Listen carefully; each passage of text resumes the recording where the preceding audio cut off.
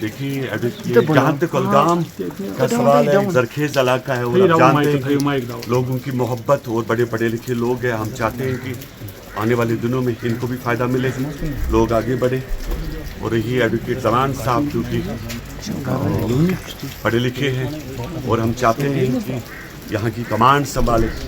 ہم نے party general secretary بھی لیا ہے ان کو، اور میں چاہوں گا کہ کولگام کے ساتھ ساتھ جموں کشمیر کے اندر بھی یہ اپنا کام کرے.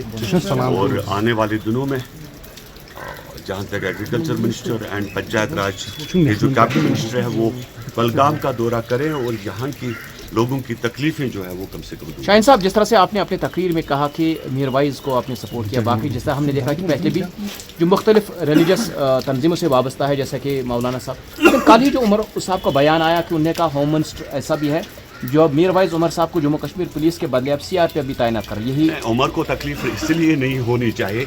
عمر پچھلے 60 سالوں سے 50-60 سالوں سے زر سیکورٹی لے کر گھوم رہا ہے اور ہمارے سیکورٹی فورسز کے نام کیا کیا بولتا رہتا ہے آپ جانتے ہیں. تو وہ اس کو پہلے چاہے کہ وہ اپنے دامن پہ نظر ڈالے اور اس کے بعد وہ کسی کا ذکر کرے. رہی بات میر وائز کی، کہاں جہاں تک سوال ہے، ان کے والد صاحب کو بھی مار دیا گیا تھا اینڈ ڈیزرو کرتے ہیں بیچارے. تو ان کی بات ان کو کیوں نظر آئی؟ وہ اپنے زر سیکورٹی کو کیوں نہیں دیکھتے؟ وہ گورنمنٹ آف انڈیا کا کام ہے. گورنمنٹ آف انڈیا دیکھتی ہے کہ سیکورٹی کہاں ضرورت ہے، کہاں نہیں ضرورت. یہ بات بھی گشت کر رہے ہیں کہ اب شاید جو ہے کہا کہ آرٹیکل 370 کے منسوخی کے بعد کشمیر میں جو ہے آج بدلاؤ دیکھنے کو مل رہا ہے. آپ اس بیان کو کیسے دیکھتے ہیں؟ بہت جلد ناگپور بھی بھیج دیں گے تو اور کیا ہے، ناگپور بھی جلدی بھیج دیں گے. آپ کو اس کی باتوں پہ بھروسہ کرنا ایک غلط ہوگا. جیسے آپ جانتے ہو کہ انہوں نے یہ بھی کہا کہ ہم لوگ 370 لائیں گے، 35A لائیں گے.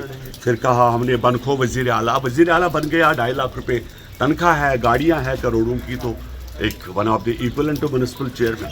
شاہین صاحب، آپ چونکہ سینٹر میں آپ ہیں اور آپ سینٹر میں کولیشن میں آپ پارٹنر ہیں، جہاں تک کشمیر کے مطالبات کے حوالے سے بات کریں، 370 کے حوالے سے حال ہی میں جو ہے چیف منسٹر کی طرف سے بھی بیان آیا کہ صبر کریں، تھوڑے دن اور ویٹ کریں. آپ کا بھی سیم وہی بیان ہے، چھوٹے موٹے مسئلوں کو لے کے بھی آپ جو ہے ٹائم مانگ رہے ہیں. تو کب تک جو چھوٹے موٹے مسئلے ہیں؟ میں نے کوئی ٹائم نہیں مانگا. میں آپ کے چیف منسٹر کو نہیں جانتا ہوں. جہاں تک سینٹر کا سوال ہے، جموں کشمیر کے لوگوں کی ہر ایک کام، ہر ایک مدد، جہاں تک جو تکلیف ہے ان کو دور کرنا ہمارا اولین فرض. شاہین صاحب، آپ کی پارٹی کا کیا موقف ہے الکوہل کے بارے میں؟ الکوہل ہم نے پہلے، آپ جانتے ہیں جب ہم بہار میں بند کروا سکتے ہیں، ہم تو پورے دیش میں.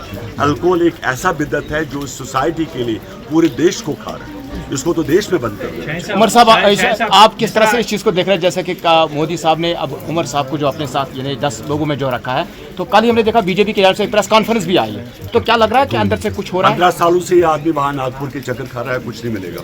آگے بولیے. شاہین صاحب، جس طرح سے آپ بدستور یہ بات کر رہے ہیں کہ پچھلے بیان میں آپ ہم نے یہ دیکھا کہ آپ یواؤں کے بارے میں بات کر رہے ہیں کہ ان کی جو کیسز ہے وہ واپس لینی چاہیے، لیکن اسٹون پیلٹرز وغیرہ کے حوالے سے کیا بتائیں؟ میں بتاتا ہوں، یوتھ ہماری جان ہے، شان ہے، اینڈ اس دیش کو آگے بڑھانے میں یوتھ کا کافی یوگدان. آرٹیکل 370 کے ریسٹوریشن کے حوالے سے آپ کا موقف کیا رہے گا آگے؟ سنیے، کیا آپ پروٹیسٹ پہ جائیں گے؟ نہیں، کیوں جاؤں گا پروٹیسٹ؟ جو چیز آپ کو ملنی نہیں تو اس پر کیا مطلب جانا؟ اب تو اسٹیٹ ہوڈ کی بات کی، میرا 370 کا کوئی منشور ہی نہیں تھا. میں نے دیکھیے، ہمارا جب اگر مینیفیسٹو دیکھیں گے تو میں نے اس پہ یہی کہا تھا کہ آپ کا اسٹیٹ ہوڈ واپس ملے، اسٹون پیلٹرز کیس کو ریووک کیا جائے، جیلوں میں جو لوگ ہیں ان کو چھوڑ دیا جائے. میں نے جتنے بھی لوگ جیلوں میں بیٹھے ہیں